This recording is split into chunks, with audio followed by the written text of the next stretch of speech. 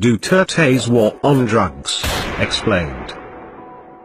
From July 1st to August 30th of this year, 550,000 houses were visited, 12,900 suspects arrested, 800 search warrants implemented, 895 suspects killed, and 626,000 drug users and pushers surrendered. This means that 97.8% surrendered, 2% arrested, and only 0.14% killed. What about the accusation of extrajudicial killings? Did Duterte condone extrajudicial killings? This has been shown to be not true.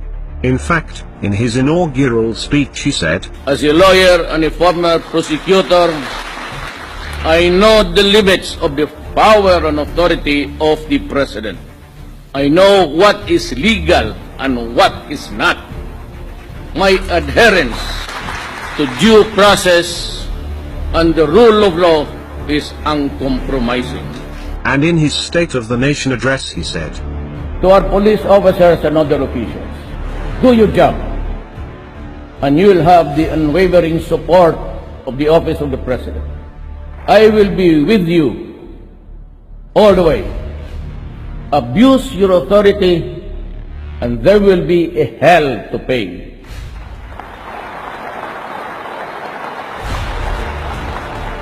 For you will have become worse than criminality itself. I order the National Police Commission to hasten the conduct of investigation and adjudication of administrative cases against police officers involved in criminal activity and illegal activity, and prescribe policies on lifestyle checks for PNP members. what about his shoot-to-kill orders? This is what he actually said. I repeat again for all everybody's consumption. Do not kill if you are not in danger of losing your life. But in effecting an arrest, when there is a violent resistance, because in effecting an arrest, you have to overcome the guy to bring him to the folds of the law. If you cannot bring him to the police station, if you cannot place him under the control of the law, because that is your job, to arrest, which means to overcome the resistance. But if the resistance is violent, thereby placing your life in jeopardy, shoot and shoot him dead. Can I be more clearer than that? But who is behind the vigilante killings? For the extrajudicial killing, they say, it's not the work of the police to be wrapping people with plastics and put them in the bag. That is not the job of the police. I just told him that one bullet will do. Why do you have to wrap it as it? Waste your time. So, who are actually behind these killings? First, there are drug groups killing other members of competing drug groups. This is also happening in other countries. Second, drug lords hire assassins to kill users and pushers who have surrendered to the police. This is to silence them and prevent them from exposing the drug lords. There are also other deaths unrelated to the war on drugs, which are blamed on Duterte. The opposition, who controls most of the local media, blame these deaths to Duterte to make him appear as a mass murderer. Pero yung pinatay na hindi natin na binalot ng mga sako, binat na plastic, the police, I assure you, would not waste their time on that. So kung pati ba naman yan isali ninyo na wala akong kamuang-muang, pakisali na lang po sa namatay ng lahat dyan sa punerarya, pati yung may mga cancer, isali na lang ninyo. May mga diabetes, may mga... Kasi yung lahat na nakita ninyong patay, binibilang ninyo sa akin. Baka yung gusto ninyo, yung taga-Davao dito, magbilang ako sa punerarya, lahat ng patay. Bakit lang yun ang binabalot ng mga sako? Because the accusation itself is very stupid. It assumes right away na yung may patay dyan, gobyerno ang pumatay. Police officers found involved in drugs are relieved, investigated, and prosecuted. In fact, Duterte publicly named officials involved in drugs.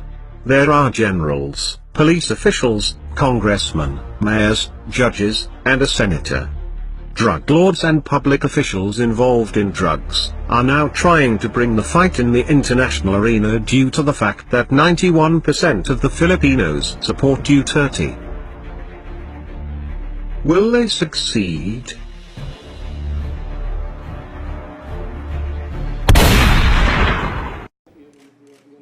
It's been just over 100 days since Rodrigo Duterte was sworn in as the 16th president of the Philippines. In that time, thousands of people have been killed in his war on drugs, something he makes no apologies for. You destroy my country, I'll kill you. And it's a legitimate thing. If you destroy our young children, I will kill you. That is a very correct statement. There is nothing wrong in trying to preserve the interest of the next generation. The extrajudicial killings have been widely condemned by other world leaders and rights groups.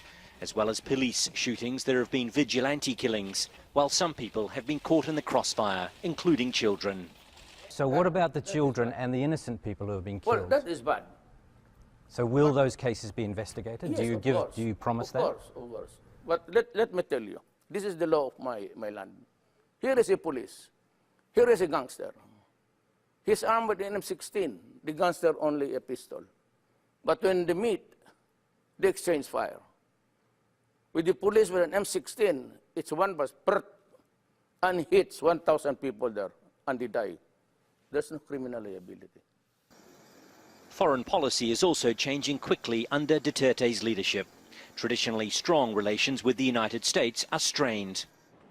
And Duterte says he wants a better relationship with China, despite a territorial dispute between the countries in the South China Sea.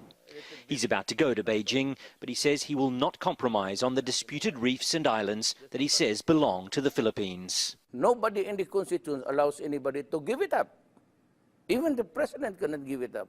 Those are our entitlements. This is an island. Everybody, every country in this world is given its own fish pond. That's your fish pond where you get the fish, the shells, and everything. You cannot give it up. You can only negotiate to prevent war.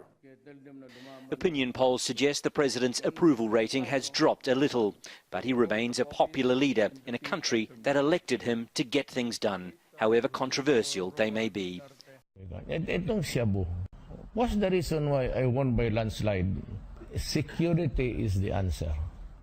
Sense of security na. Kasi sinabi ko nung mayor ako, umalis kayo dito sa Davao. If may drug po, sir, patayin ko kayo. Tapos, walang istorya. Kaya makita ninyo, there's a lot of killing, and I have maintained my cold silence. Nag-warning na ako.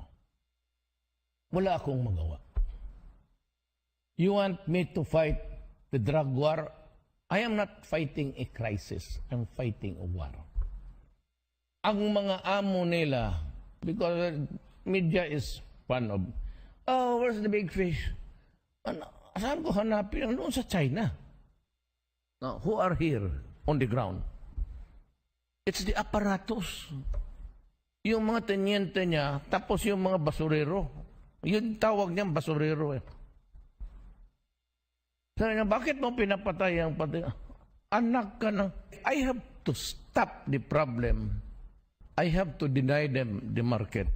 And before I can do that, I have to exterminate the apparatus. Kasi kung wala na magpabili, walang tanggap, kung mapatay ko na ito lahat ng tenyente, then the business of Cebu would no longer be viable. Tignan mo ginawa nila sa bayan natin. Kaya ako galit. Kaya talagang galit. Kaya ako walang atrasan. Kung matanggal ako sa trabaho, fine. Kung yan lang ang patakot sa akin, impeach, go ahead. Kudita kayo? Sige, kudita kayo dyan. Ako ba ang mag-swear in sa inyo? Sige, ilang general kayo gustong mag-take over? May problema tayo. It's war. It's not a crisis. It is already the nation that you are trying to destroy by being a member of that apparatus. I have ordered the opening of the military camps because ang military lang ang may mga big spaces reservation. Sabi ko sa kanila, give me 1 hectare in every region. I have to build rehab centers all over the country. Apurado lang yung mga gago eh. It will really come to pass that we have just to do something about our countrymen. I have repeatedly told you, we cannot build a nation by killing our own citizens, and that goes for wars. Pag hindi ko ito natapos, itong problema sa drugs, walang Pilipino na presidente makatapos yun. Tingnan mo. 7 years from now, double the addicts. Then we will have the narco politics. It's not easy to take human life, but I am sorry. Ganon talaga. I would stop drugs and criminality in 3 to 6 months.